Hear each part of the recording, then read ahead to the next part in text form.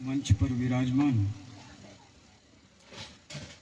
हम सभी की गुरु माता, आपके चरणों में मेरी साहिब बंदगी। साईं रूप में हर घट में वास करने वाले मेरे सदगुरु आदरणीय दिवाकर उमाटे साहब के चरणों में मेरी साहिब बंदगी। यहाँ सुखाला गांव में सभी गुरु भाई, गुरु बहनें, माताएं, बुजुर्ग, आप सभी को हृदय से साहिब बंदगी।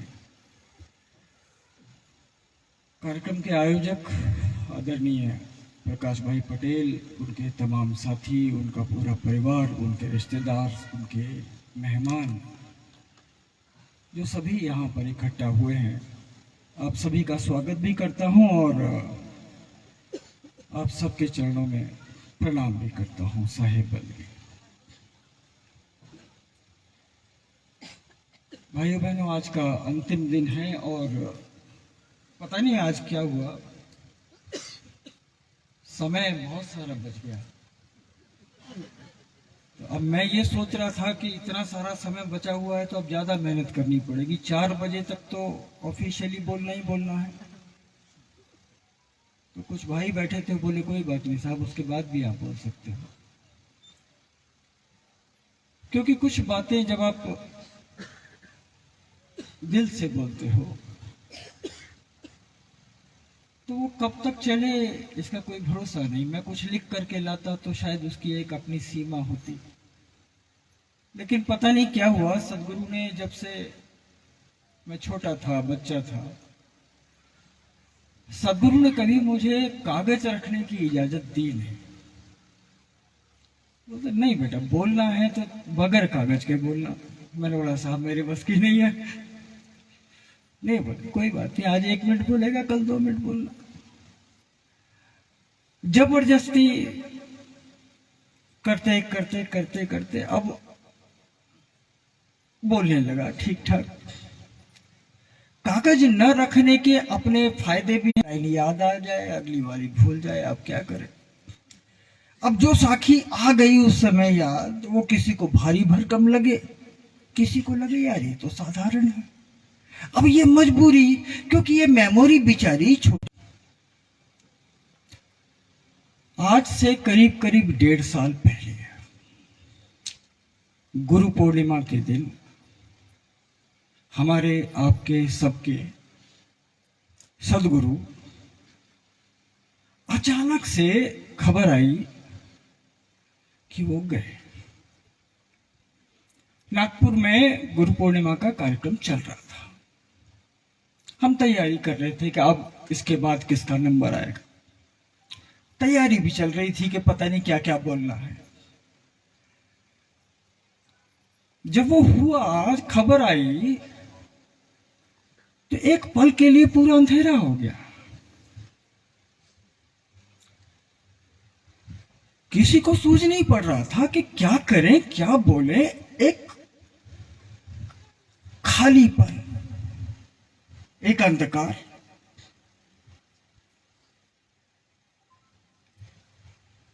उसके बाद में कुछ लोगों ने, आदरणीय राठौड़ साहब थे, इन सब लोगों ने संभाला, पूरे मान सम्मान के साथ सदगुरु को विदा किया। उसके बाद में कार्यक्रम रखा गया जहां पे सदगुरु को याद करनी थी कि वो जो जगह खाली हुई, वो जो जिसको आप अंग्रेजी में बोलते हैं ना वैक्यूम, कल हम जाएंगे हॉल में, लोगों को क्या जवाब देंगे,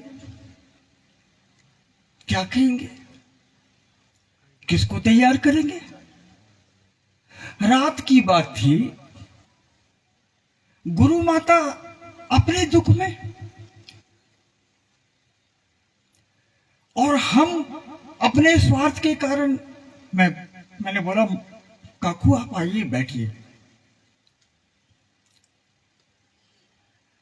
और बात ये हुई कि आपको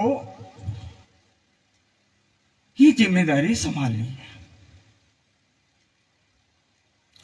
एक व्यक्ति जो अंदर से हिला हुआ है, पीड़ा में है,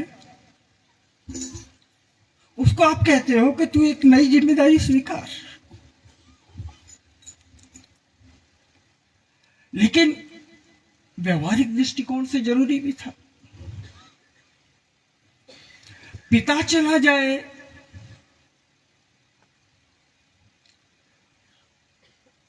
तो बच्चे मां से ही उम्मीद लगाते हैं, और किससे लगाए कि गुरु माता आपको हो ये काम करना पड़ेगा, क्योंकि निर्णय फटाफट लेना था। किसी से बात नहीं, किसी से सहमति नहीं, कोई चर्चा नहीं, ठीक जैसे तैसे गुरु माता तैयार हुए। लेकिन अब इसको चलाएंगे कैसे? ठीक है, एक टेम्परेरी व्यवस्था है, सब मिलके चला लेंगे जैसा चल रहा था। सब मिलके चला लेंगे जैसा चल रहा था, कहना आसान, लेकिन चलाने वाला तो कोई और था ना। एक साखी है, जो कुछ किया सो तुम किया, हम कछु कीना ना। जो कुछ किया सो तुम किया, तुम कौन? सदगुरु। हम कछु कीना ना है। और कभी गलती से कहूं कभी जो मैं किया, तो तुम ही थे मुझ में।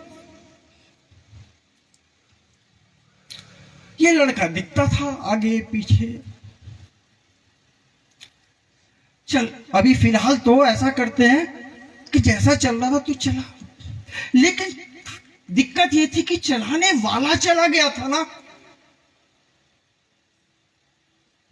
चलो इस बात का निर्णय बाद में करेंगे, लेकिन अभी कल का दिन है, सारे भक्त जुड़ेंगे, वो खालीपन वो अंदर काटेगा, जवाब देना होगा। मम्मी जी ने अपने आंसू पोंछे और उनको हमने हाथ पकड़ करके वहां बिठा दिया। वो बैठ के,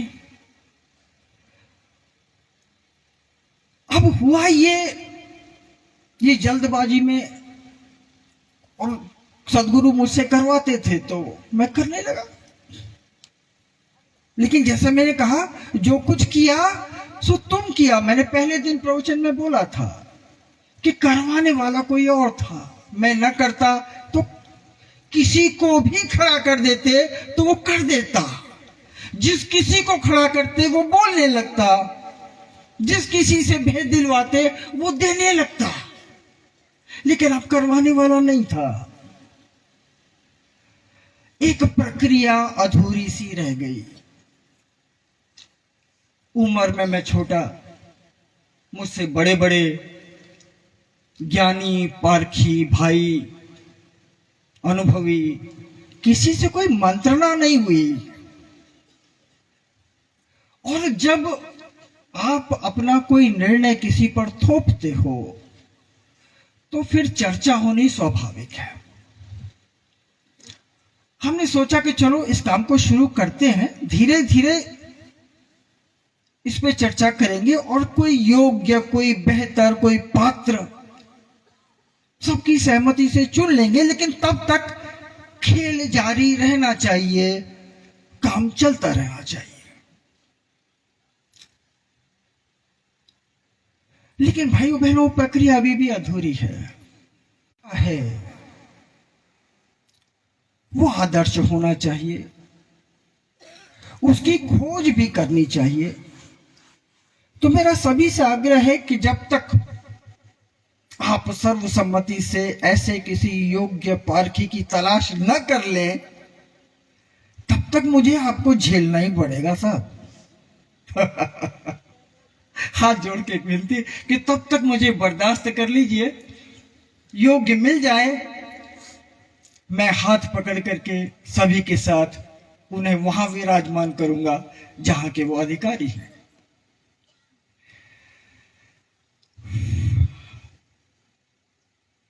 एक बात और, पहले दिन, दूसरे दिन, तीसरे दिन, आज मेरे भाई अमृत अटोने जी ने बहुत अच्छी बात कही कि गलती करने वाला काल होता है, सजा अक्सर जीव को क्यों दी जाती है। भाइयों बहनों, ये काल क्या है?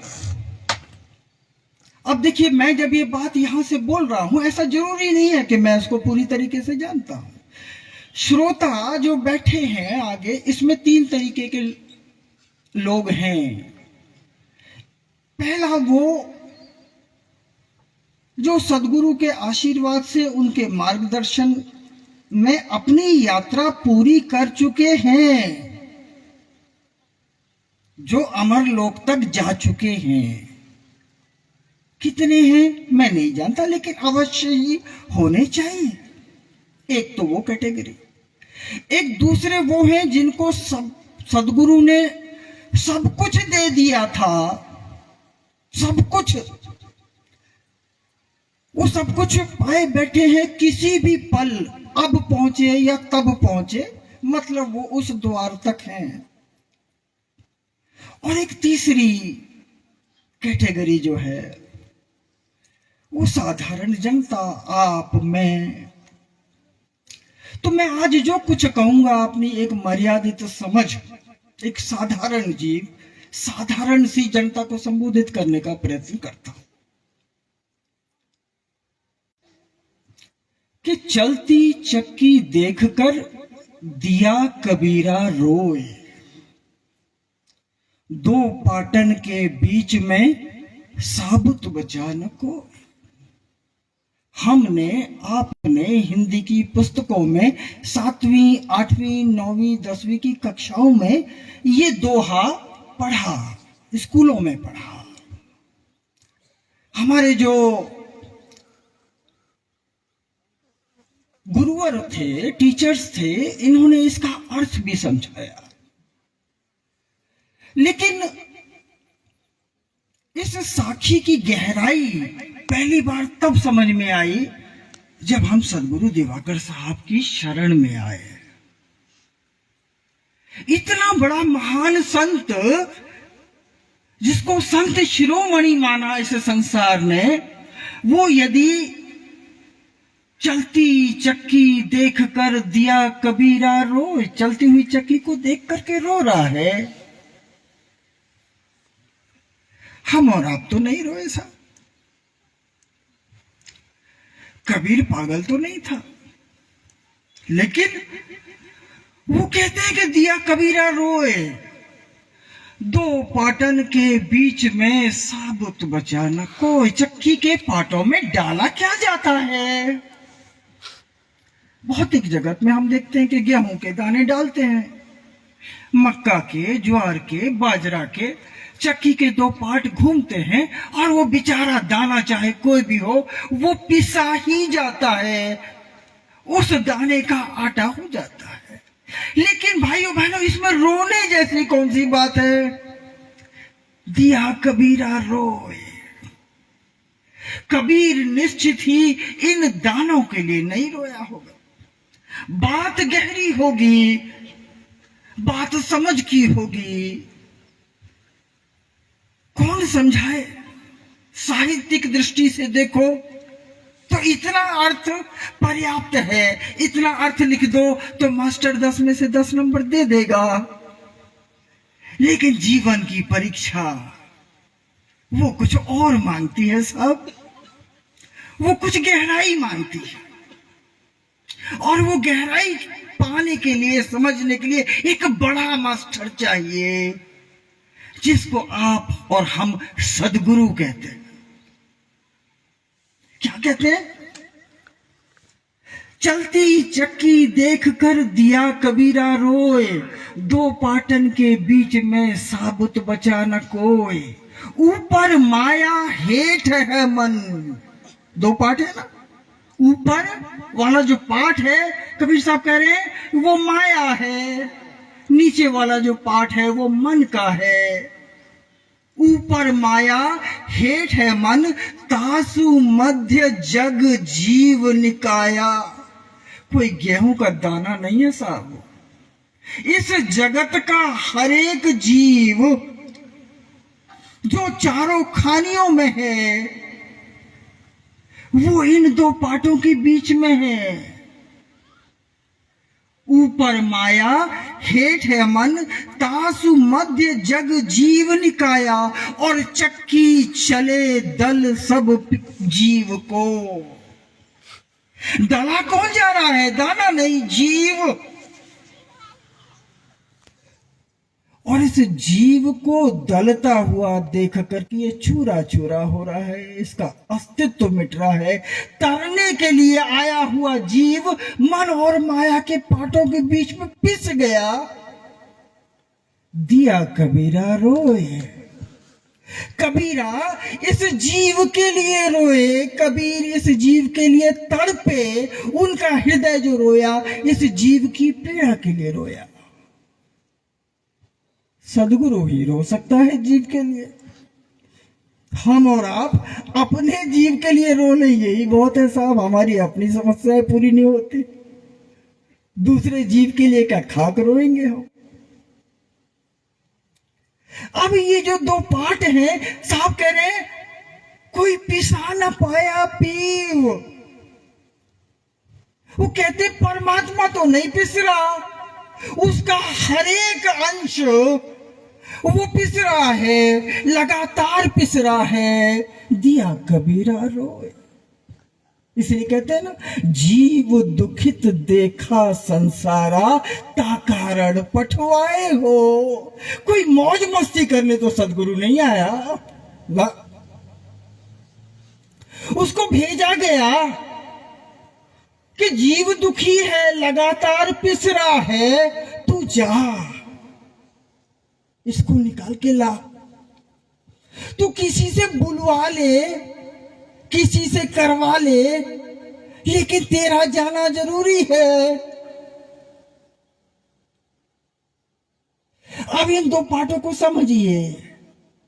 कर्ता काल है, उसका दंड जीव को भोगना पड़ता है। कौन ये काल है क्या?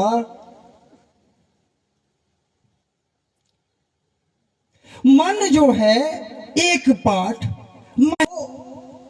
निराकार यम बाड़ा बांधा। मन निराकार है या नहीं है? मन की ये अवस्था जिसे तन कहते हैं, ये साकार है, दिखती है, लेकिन इसकी केवल ये अवस्था ही तो मन की एकमात्र अवस्था नहीं है ना।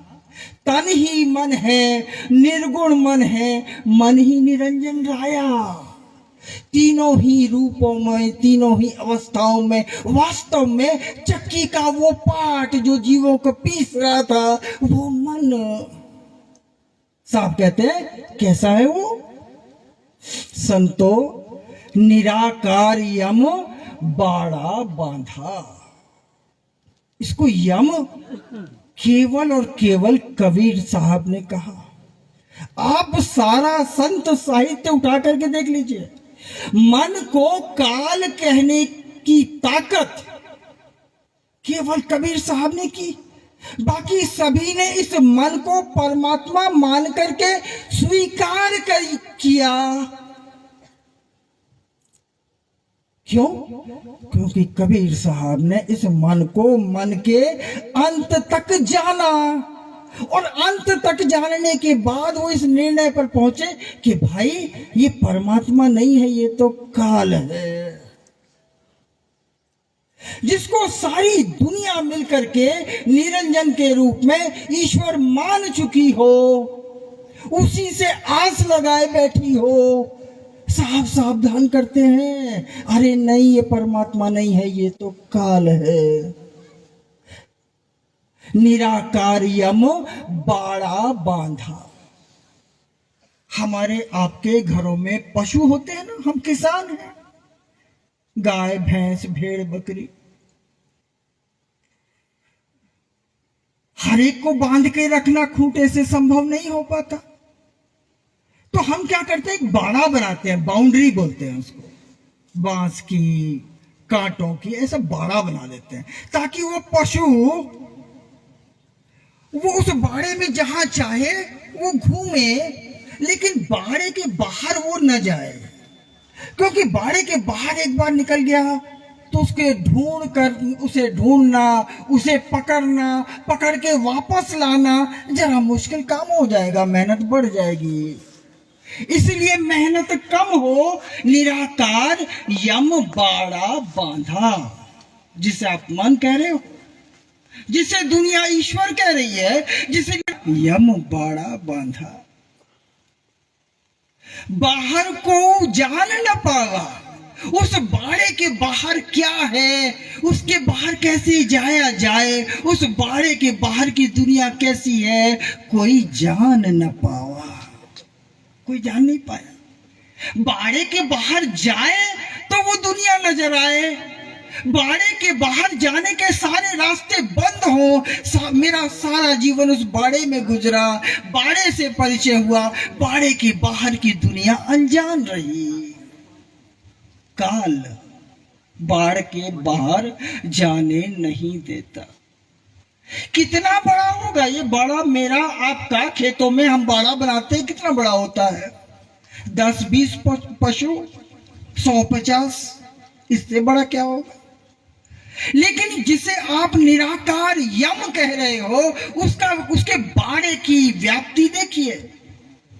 स्वर्ग पताल रचो मृत्यु मंडल, 3 लोक विस्तारा, 3 सिर भारा, 3 लोक विस्तार कर दिए।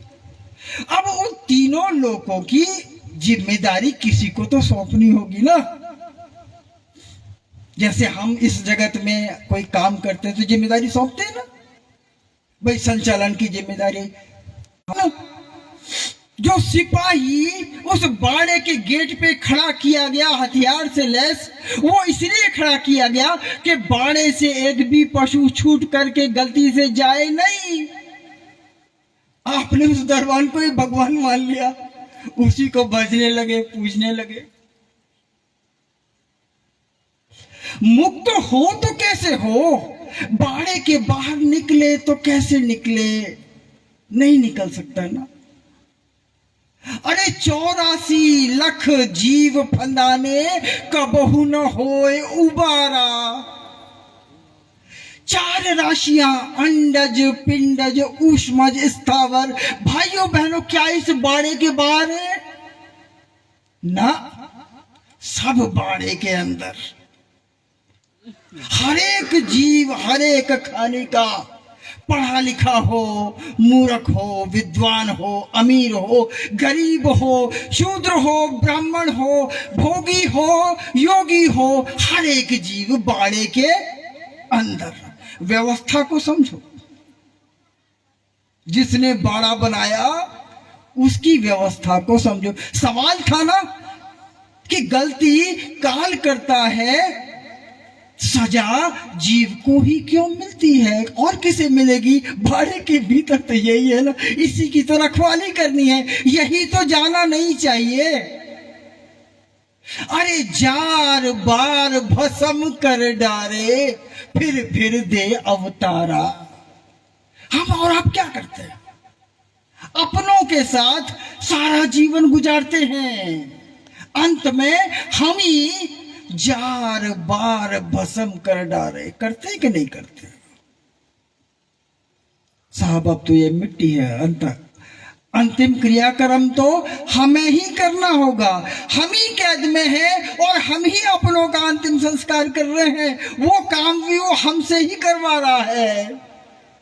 जार बार भस्म कर डाले, अरे फिर दे अवतारा। अरे एक बार जार के भस्म कर देता, कहानी खत्म हो जाती ना, फिर दे अवतारा। नया जन्म। हम ढोलक बजाते हैं, संगीत बजाते हैं, परिवार में आए हुए सदस्य, नए सदस्य का स्वागत हम संगीत से करते हैं, उत्साह से करते हैं। अरे ये भाषम हुआ था, अभी ये फिर से अवतरित हुआ था, ये पहले भी बाड़े में था, अब ये आया तो दोबारा बाड़े में ही आया है। बाड़े में आने वाले प्रत्येक जीव का खुले हाथों से स्वागत करने वाले बाड़े के भीतर के ही लोग हो सकते हैं, बाहर वाला इस बात पे कुछ नहीं हो सकता।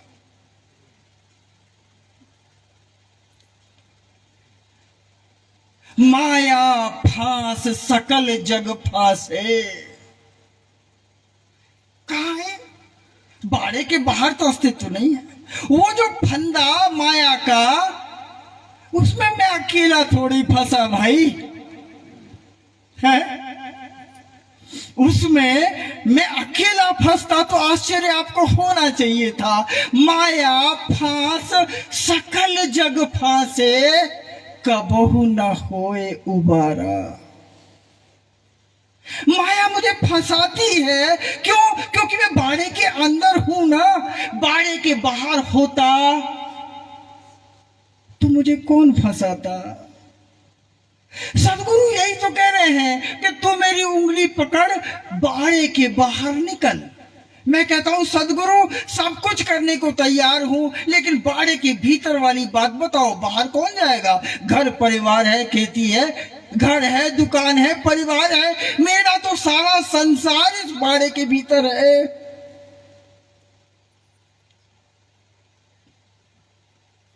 सदगुरु कहता है कि इस बाड़े के बाहर भी बेटा एक दुनिया है, वो तेरी अपनी है। ये जो दुनिया है ये तेरी अपनी नहीं है, ये कैद खाना है।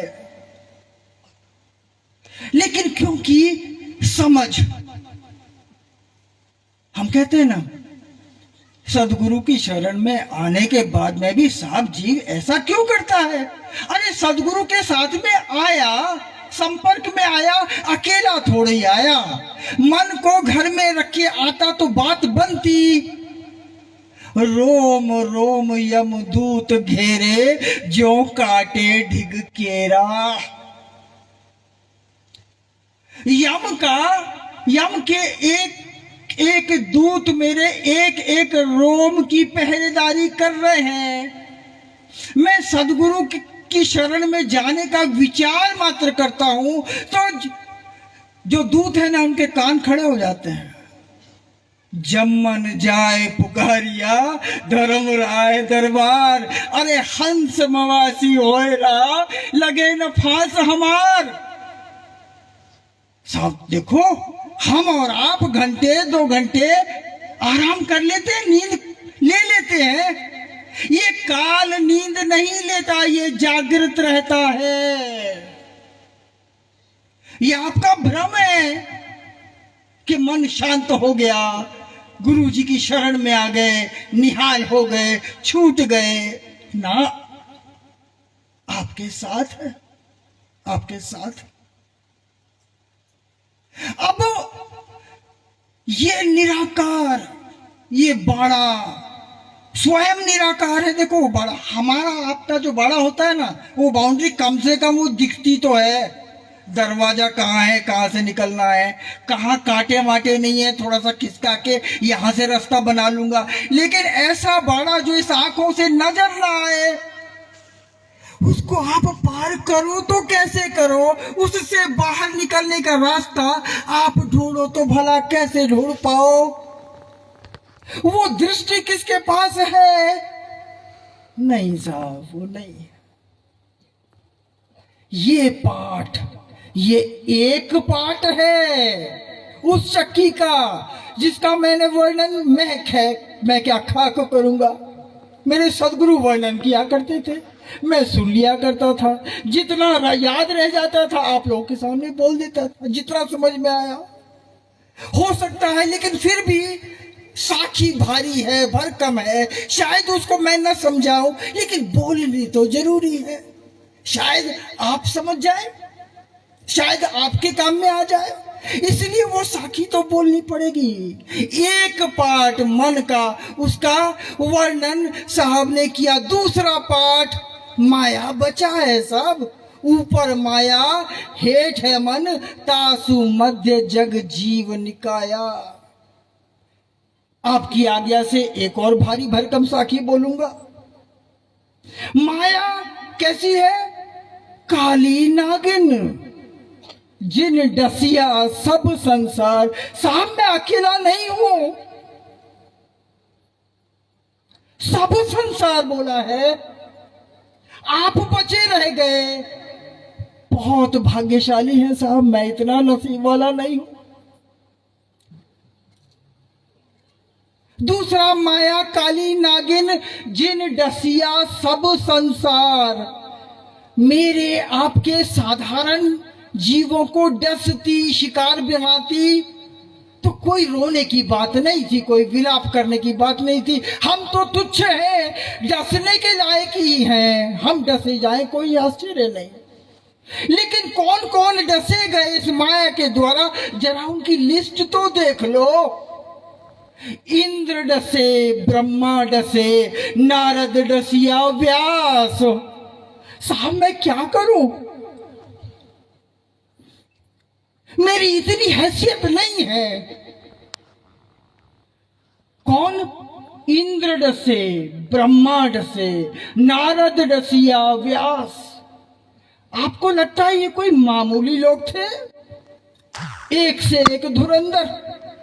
ब्रह्मा को तो एक लोक का प्रहरी बनाया हुआ, उसको तो जिम्मेदारी दी एक लोक की, उसको भी इस माया ने नहीं छोड़ा। इंद्र जो देवताओं का राजा, उसको माया ने नहीं छोड़ा। मैं तो साहब इंद्र भी नहीं हूं, मैं तो साहब ब्रह्मा भी नहीं हूं, मैं तो बहुत छोटा सा आदमी हूं। इंद्र डसे, ब्रह्मा डसे, नारद डसिया व्यास। अरे बात कहत शिव को डसी, जाके क्षण एक बैठी पास। दुनिया जिस शिव को ईश्वर मान करके पूज रही है, भज रही है, उसको तक इस माया ने नहीं छोड़ा साहब। मेरी क्या हैसियत है? शिव, उसको भी एक लोक का राजपाट दिया हुआ है साहब, तमोगुण का देवता है वो। और कितनी देर लगी इसको डसने में, जाके क्षण एक बैठी पास। वो जो सवाल था ना काल, साहब ये एक पल काफी है डसने के लिए, कोई बहुत बड़ी योजना नहीं चाहिए। ये जब भी डसती है, मन हो, माया हो, काल रूप में जब ये जीव को अपना ग्रास बनाती है, आप मानो मत मानो, एक पल पर्याप्त है। इंद्र डसे, ब्रह्मा डसे, नारद डसिया व्यास। बात कहत शिव को डसी, जाके क्षण एक बैठी पास।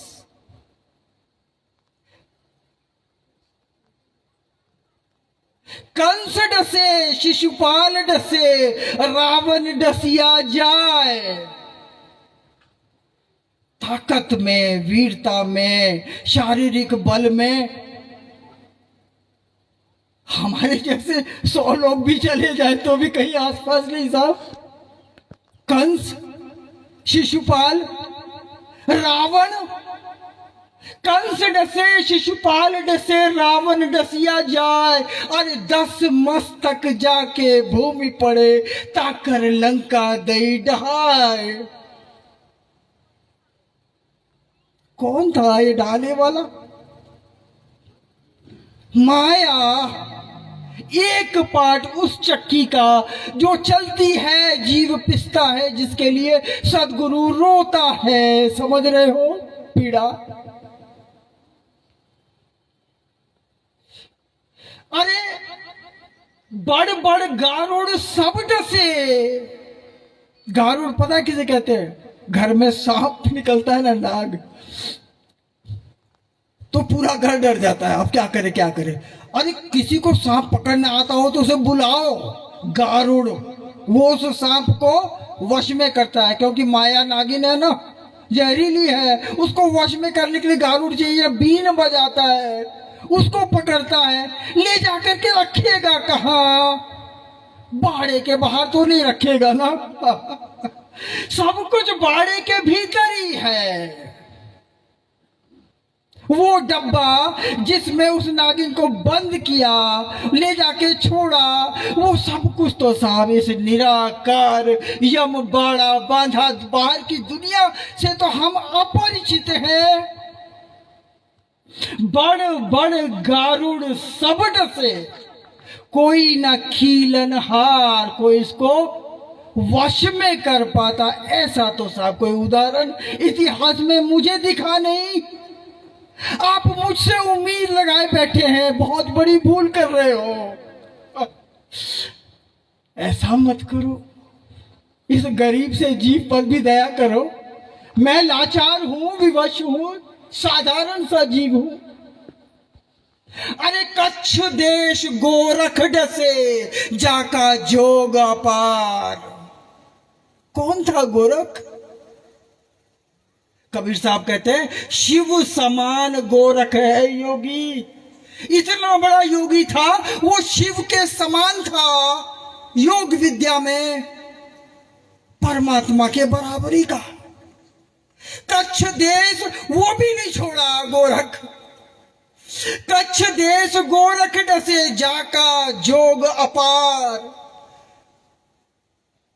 अरे चुन चुन मारे चतुर सूरमा। क्या मैं आपको किसी एंगल से चतुर नजर आता हूं? नहीं साहब, बहुत छोटा, बहुत साधारण।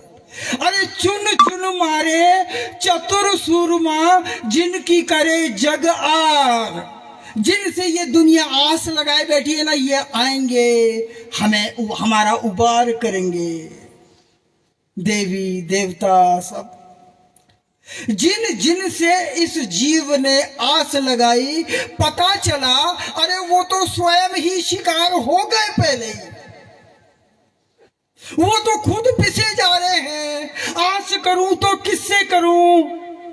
सदगुरु ना आता तो ये जीवन ऐसे ही चला जाता। सदगुरु आया, संपर्क में आया, तो ऐसा तो नहीं है ना कि मैं गोरख के भी ऊपर पहुंच गया। नहीं साहब, अपनी मर्यादा को मैं जानता हूं। मैं इनके आसपास भी कहीं नहीं हूं, बहुत बहुत साधारण। चुन चुन मारे चतुर सूरमा, जिनकी करे जग आर। अरे तो से गरीब की कौन गिने, कहे कबीर पुकार। मेरे जैसे गरीब की गिनती कहां करोगे साहब?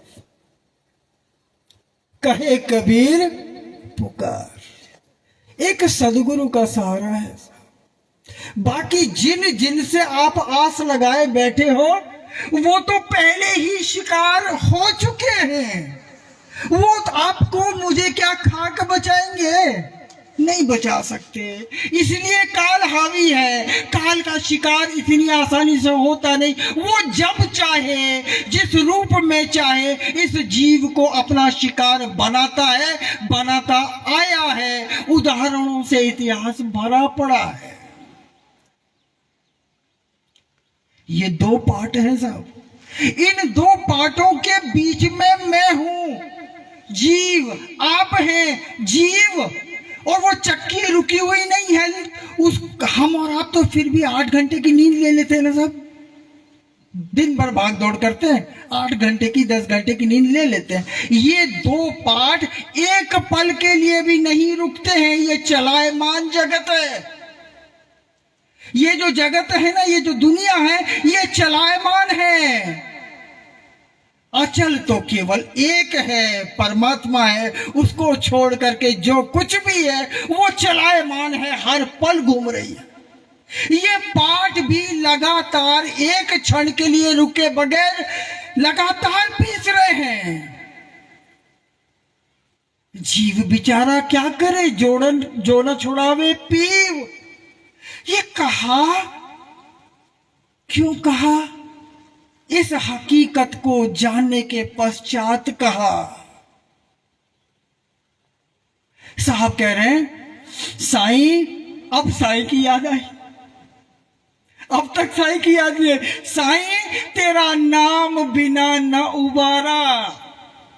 हे भगवान, वो जो नाम है ना, जिसकी व्याख्या कल चौहान साहब ने की थी, नाम सोई जाके है रूपा, नी अक्षर निज नाम, जो इस बाड़े के बाहर है, जो इन पाटों के बाहर है, जो पिसा न पाया पीव है, वो साईं, उसकी याद आई। साईं, तेरा नाम बिना न उबारा, जीव चाहे कोई भी हो,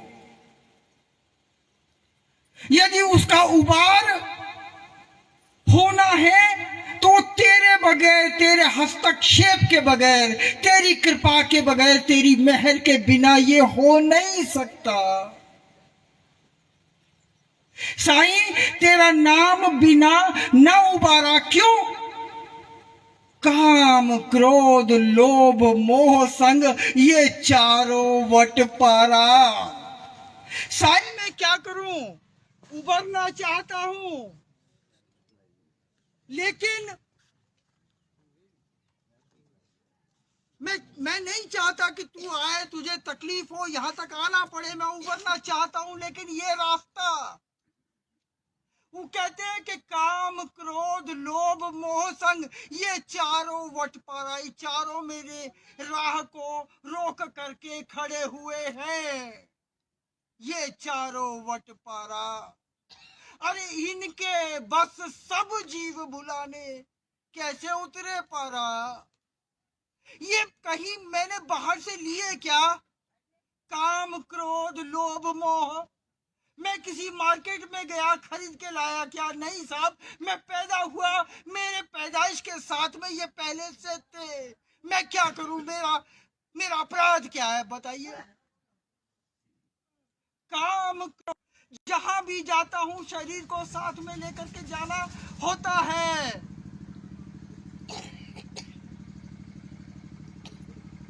काम क्रोध लोभ मोह संग ये चारों वट पारा, इनके बस सब जीव भुलाने कैसे उतरे पारा।